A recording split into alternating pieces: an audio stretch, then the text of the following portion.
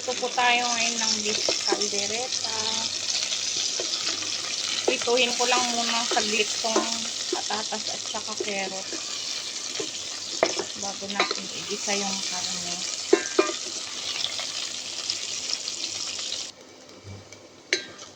Isa naman po tayo ngayon ng bawang at sibuyas.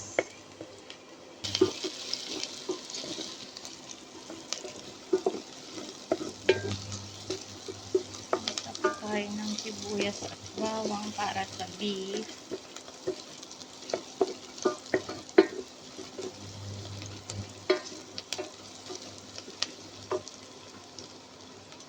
Ilagay na po natin yung beef. Napakuluan ko na po yan. Pinakuluan ko lang saglit para maalis yung mga dumi. Gisahin na.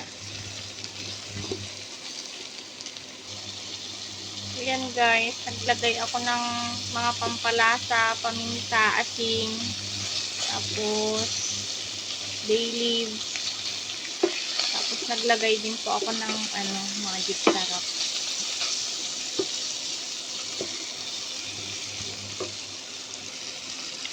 Ilagay na rin po natin itong tomato paste.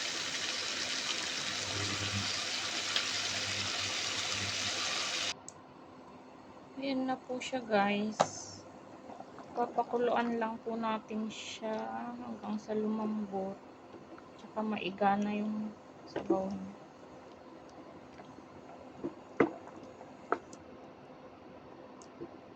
Tapos ilagay na natin yung mga gulay.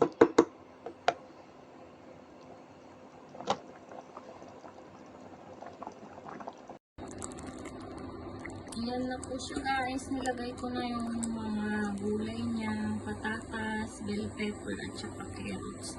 Tapos naglagay din po ako dyan ng cooking cream. Para mas masarap. Antayin na lang kung maluto yung gulay niya. Tapos pwede na.